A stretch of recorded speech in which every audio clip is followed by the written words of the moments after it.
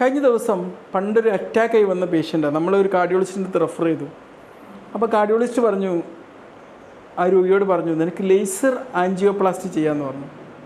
അപ്പോൾ കഴിഞ്ഞ ദിവസം എൻ്റെ അടുത്ത് വന്ന് പറഞ്ഞു, ആ ഡോക്ടർക്ക് പറയാനൊന്നും സംശയമില്ല, നമ്മളെപ്പോലെ ഫ്രണ്ട്ലി അല്ലല്ലോ, എന്താണ് ഈ ലേസർ ആൻജിയോപ്ലാസ്റ്റി എന്ന് പറഞ്ഞു തരുമെന്ന്, എന്താണ് ഇപ്പോൾ ഇതിൽ നിന്ന് ബൈപ്പാസ് എന്നും സാധാരണ ആൻജിയോപ്ലാസ്റ്റിൻ്റെ വ്യത്യാസം എന്ന് പറഞ്ഞു തരുമെന്ന് ചോദിച്ചു.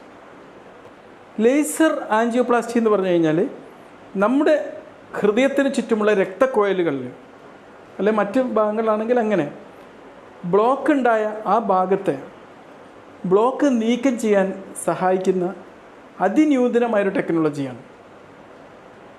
നമുക്കറിയാം ട്രഡീഷണൽ ആയിട്ടുള്ള ആൻജിയോപ്ലാസ്റ്റിയിൽ എന്താ ചെയ്യുക, അങ്ങോട്ട് സ്റ്റെൻഡ് കടത്തിയിട്ട് അവിടെ ഒരു ബലൂൺ വെച്ച് വികസിപ്പിച്ചിട്ട് ഇതാക്കാണ് ചെയ്യുക. ഈ ലേസർ ആൻജിയോപ്ലാസ്റ്റി എന്താ ചെയ്യുക എന്നാൽ മൈക്രോ ലേസർ ബീംസ് ഉപയോഗിച്ചിട്ട് ആ ബ്ലോക്കായിട്ടുള്ള ഭാഗത്തിനെ ഇങ്ങനെ ഡിസോൾവ് ചെയ്ത് കളയുക ചെയ്യുക ലേസർ ഉപയോഗിച്ചിട്ട്. ഇതിങ്ങനെ ഇതാക്കിയിട്ട് ഇതിനെ വേപ്പറാക്കിയിട്ട് കളയുക ചെയ്യുക, ആവിയാക്കി കളയും. മനസ്സിലായില്ലേ?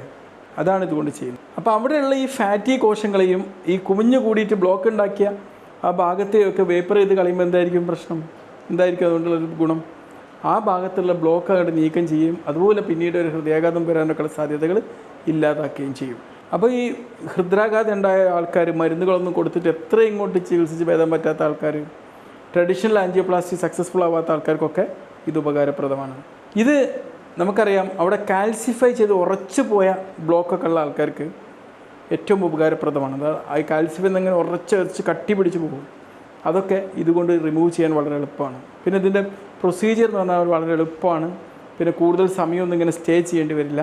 പെട്ടെന്ന് തന്നെ സാധാരണ അവസ്ഥയിലേക്ക് തിരികെ വരാനും ഈ ലേസർ ആൻജിയോപ്ലാസ്റ്റി കൊണ്ട് പറ്റും. ഓക്കെ, കാര്യങ്ങൾ മനസ്സിലായല്ലോ.